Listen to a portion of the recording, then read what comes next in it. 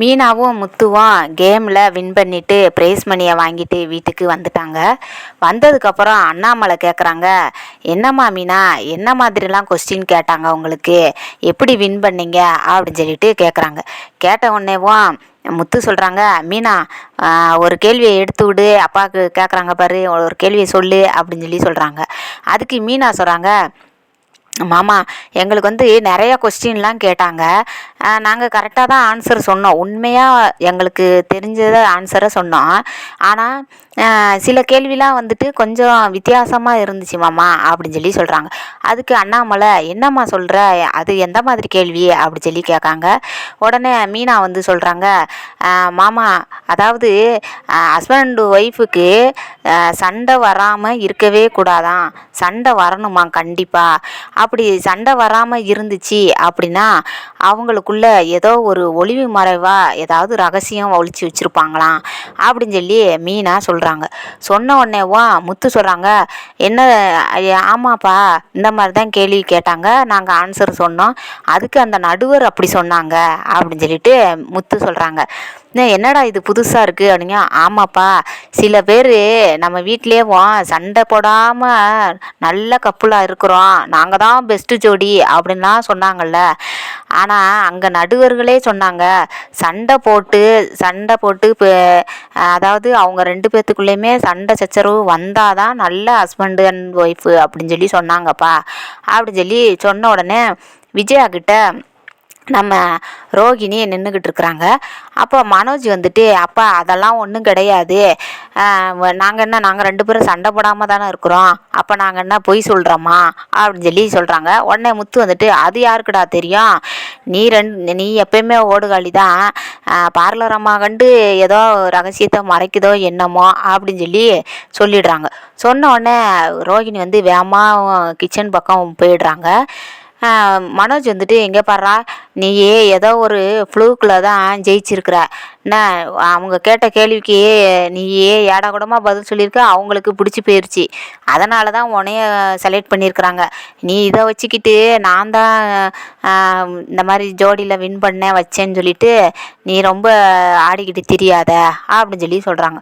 சொன்ன உடனே, என்னடா அப்படி சொல்கிற, எப்பா அவனுக்கு பொறாமப்பா, நாங்கள் ரெண்டு பேரும் தான் பெஸ்ட்டு ஜோடின்னு நான் சொல்லலை, அங்கே போய் வின் பண்ணோம்ல அந்த சச்சர்ஸே சொல்கிறாங்க அப்படின்னு சொல்கிறாங்க. சொன்ன உடனே இவங்களுக்கு அண்ணாமலை ஓ அப்படி வேறு இருக்காடா, அப்போ சண்டை சச்சரவு இருந்தால் தான் ஹஸ்பண்ட் அண்ட் ஒய்ஃபுக்குள்ளே கொஞ்சம் அந்யுன்யமாக இருப்பாங்களோ அப்படின்னு கேட்குறாங்க. ஆமாப்பா அதுதான் உண்மையாப்பா அப்படின்னு சொல்லிட்டு போயிடுறாங்க. போன உடனேவும் அண்ணாமலை அவங்க ரூமில் போயிடுறாங்க.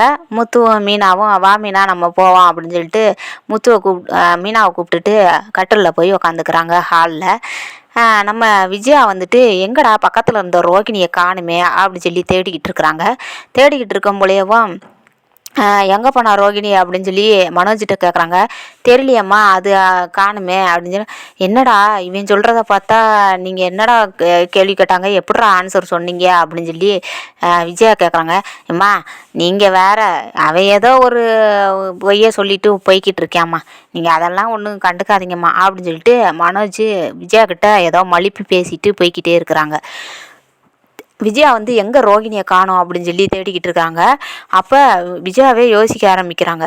ஓ ஒருவேளை அவன் சொன்ன மாதிரி சண்டையே போடாமல் இருக்கிறாங்கன்னா அப்போ இவங்க ரெண்டு பேர்த்துக்கு ஏதாவது ஒரு ரகசியம் இருக்குமோ அப்படி யோசிக்க ஆரம்பிக்கிறாங்க.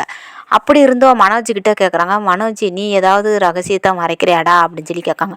அம்மா அப்படிலாம் கிடையாது, நான் எல்லா உண்மையுமே ரோகிணிக்கு தெரியாமல் எந்த ஒரு ரகசியமும் கிடையாது, எல்லாமே நான் ரோகிணிக்கிட்ட சொல்லிடுவேன் அப்படின்னு சொல்கிறாங்க. சொன்ன உடனேவா விஜயா சொல்கிறாங்க, அப்போ எதுக்குடா அவன் அந்த மாதிரி கொஸ்டின் கேட்டு அதுக்கு கூட நீ ஆன்சர் சொல்லலைன்னா அப்போ என்னடா அர்த்தம் அப்படின்னு கேட்குறாங்க. கேட்ட உடனேவோ, இல்லைம்மா நான்லாம் ஆன்சர் கரெக்டாக தான்மா சொன்னேன் அப்படின்னு சொல்கிறாங்க. அப்புறம் ஏன் நீ வின் பண்ணல, என்னத்தை தான் நீ 4 டிகிரி வாங்கினியோ போ, உன்னை வச்சு எனக்கு என்றைக்குமே நிம்மதியே கிடையாதுடா, இந்த ஒரு போட்டியில் கூட மாடா ஜெயிக்க மாட்டேன் அப்படின்னு சொல்லிடுறாங்க. சொல்லிவிட்டு விஜயா போய் அவங்க ரூமில் உட்காந்து யோசிச்சுக்கிட்டே இருக்கிறாங்க.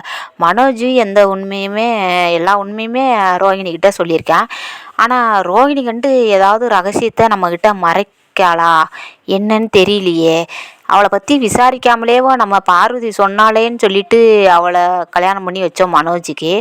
ஆனால் அவள் ஃபாரினில் இருக்கிறாரு, அவங்க அப்பா ஜெயிலுக்கு போயிட்டாரு, ஏதாவது ஒரு கதையை சொல்லிக்கிட்டே இருக்கிறா. அவங்க மாமா வேற திடீர்னு வர்றாரு, அப்புறம் பார்த்தா திடீர்னு வீடியோ காலில் நான் துபாயில் இருக்கேன் அப்படின்னு சொல்கிறாரு. இதெல்லாம் உண்மையாக இருக்குமா என்ன அப்படின்னு சொல்லிட்டு விஜயா யோசிச்சுக்கிட்டே இருக்கிறாங்க. யோசித்த உடனேவா சரி இதை நாளைக்கு நம்ம ரோகிணிக்கிட்ட கேட்டுருணும் அப்படின்னு சொல்லி சொல்கிறாங்க. பிறகு மனோஜ் வந்து ரோகிணியை தேடிட்டு போகிறாங்க. ரோகிணி கிச்சனில் இருக்கிறாங்க. கிச்சனில் வந்தோடனே ஏன் ரோகிணி இங்கே இருக்குது அப்படின்னு, நான் தண்ணி குடிக்க வந்தேன் மனோஜ் அப்படின்னு சொல்கிறாங்க. சரி வா ரூமுக்கு வா அப்படின்னு சொல்லி ரூமுக்குள்ளே போகிறாங்க. போன உடனே ரோகிணிக்கிட்ட கேட்குறாங்க மனோஜ், என்ன ரோகிணி என்ன நினைக்கிற அப்படின்னு சொல்லி கேட்குறாங்க.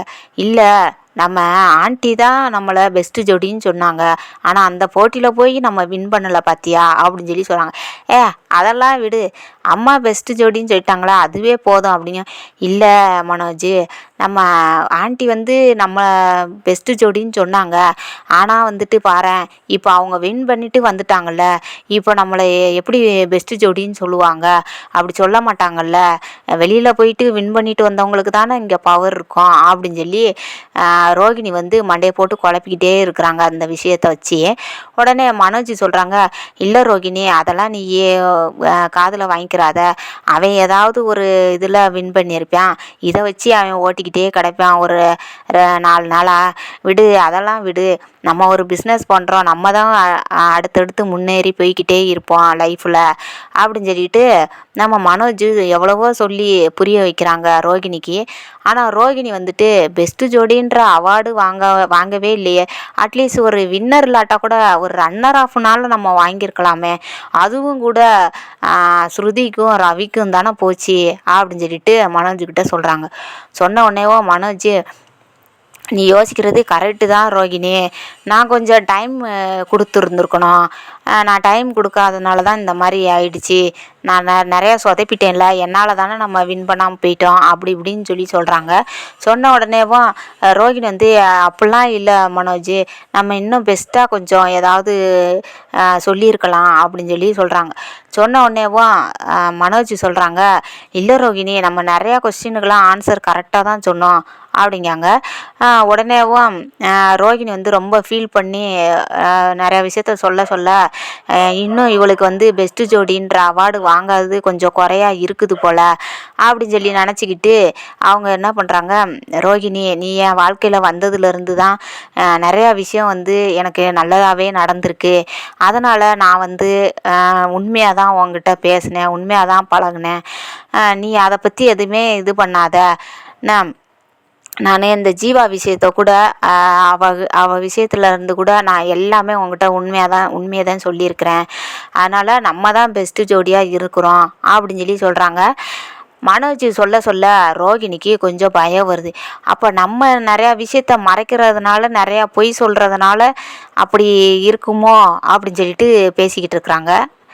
பேசின உடனேவும் சரி வேண்டாம் இதை யோசித்து ஏதாவது நம்ம நாட்டில் உளறிட போகிறோம் மனோஜ்கிட்ட, சரி மனோஜ் இருக்கட்டும் பார்த்துக்கலாம் அப்படின்னு சொல்லிட்டு மனோஜ் சொல்கிறதுக்கெல்லாம் சரி விடு பார்க்கலாம், இருந்தாலும் ஆண்டிக்கிட்ட போய் நம்ம ஒரு விஷயம் கூட சொல்லவே இல்லையே, நம்ம ஒரு பெஸ்ட்டு ஜோடின்ற ஒரு அவார்டு வாங்கிட்டு வந்திருக்கலாமே அப்படின்னு சொல்லி மறுபடியும் ஃபஸ்ட்லேருந்து ஆரம்பித்த உடனேவும் மனோஜ் சொல்கிறாங்க, ரோகிணி இதை பற்றி இனிமேல் பேசவே பேசாத, அடுத்து நம்ம பிஸ்னஸை எப்படி டெவலப் பண்ணுறது, இந்த கேமுக்கு ஷோவுக்கு போயிட்டு அது வேறு நான் ஒரு 2 நாள் டைம் வேஸ்ட்டு பண்ணிட்டேன், நம்ம பிஸ்னஸ் கொஞ்சம் லாஸ் ஆகிருக்கோம் அப்படி இப்படின்னு பில்டப் காட்ட ஆரம்பிச்சிடுறாங்க நம்ம மனோஜ்.